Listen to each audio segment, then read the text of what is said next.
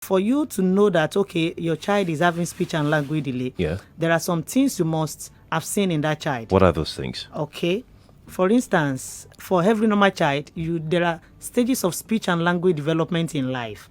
So when you now begin to observe that, okay, by 12 months, that child is not even communicating with you, no form of gesture is being used, then you know there is a problem somewhere.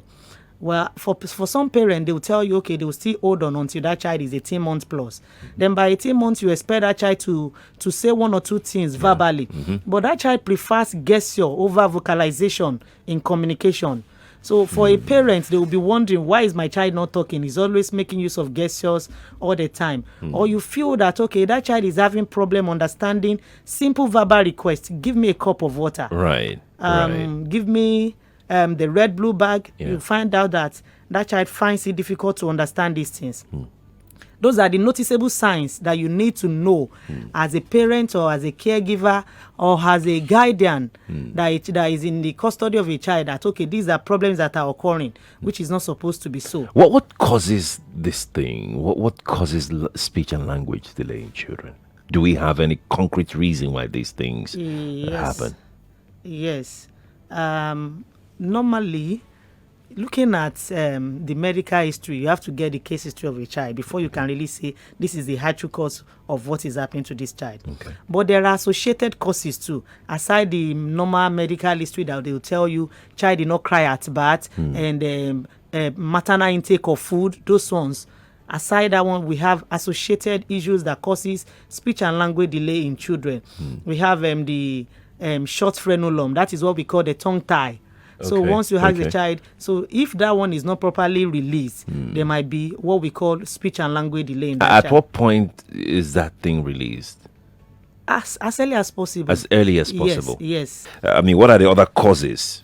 We have hearing problem too. Oh. Yeah, hearing problem can also affect speech. Children who have problem hearing may have trouble saying or understanding what you are saying, or even imitate or using your language. Because of the auditory processing now, there is a delay.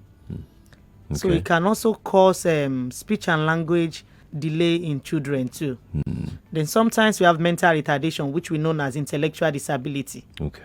So for children with mental retardation, they have global delay developmental stage. So it can cause speech and language delay in children too. Then we also have bilingualism in the house. Maybe in a home where 2 or 3 languages are being used. So it will be difficult for that child to pick the right one at the right time. To decide quickly which one he or she wants to go with. Yes. Then we have I hope people are dental-associated listening, issues parents. too. Dental-associated issues too. You know, for some children, they have an open bite and some an over bite.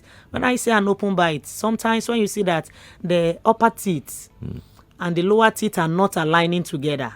So it will be difficult for that child to produce some sounds, some consonant sounds like s, l. It will be difficult. Then tongue, there's also this tongue thrust too that also caused speech and language delay. Or it's not really a delay, to have delay in producing the intelligible speech that is needed. Oh, okay. For this one, for these cases now, associated cases now, there will be delay in producing the intelligible speech. Like you want that child to call Lola, the child tell you, yeah.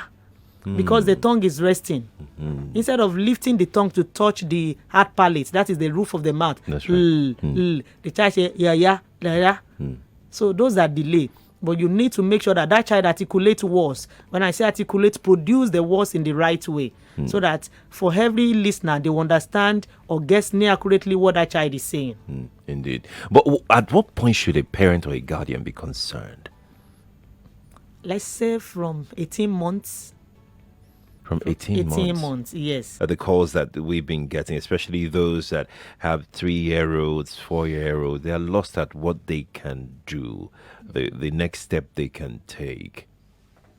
Okay, for parents, they need to focus more on the communication skills that is being exhibited, as in the sounds, the words that their children is producing. They need to focus more on it. Then they need to follow up on what the speech pathologist asks them to do. Okay. they should not leave all for the speech and language pathologist now, because they will tell you, it's their work, let them do it. Sometimes when they ask you, go for this therapy plan, they have to make sure they follow the due process in the therapy plan. There are therapies that can be done for them. And everyday situations in life, they need to make sure they talk to their children. They should talk one-on-one with them.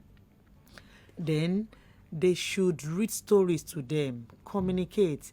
Once they discover there is any error, any articulatory error during the process of communication, they should try to note it down. Like if you are talking to a child now, you feel your child is not comprehending what you are saying until you say those words 2 or 3 times. Like, I want you to give me a broom. You keep saying, pointing, directing, using different form of gesture for that child, and you should know there's a problem somewhere. Then you have to work at that child's pace. As a parent, you work at that child's pace so that the child will understand the language you are trying to pass across. Because communication is important in that child's life functioning activities every day.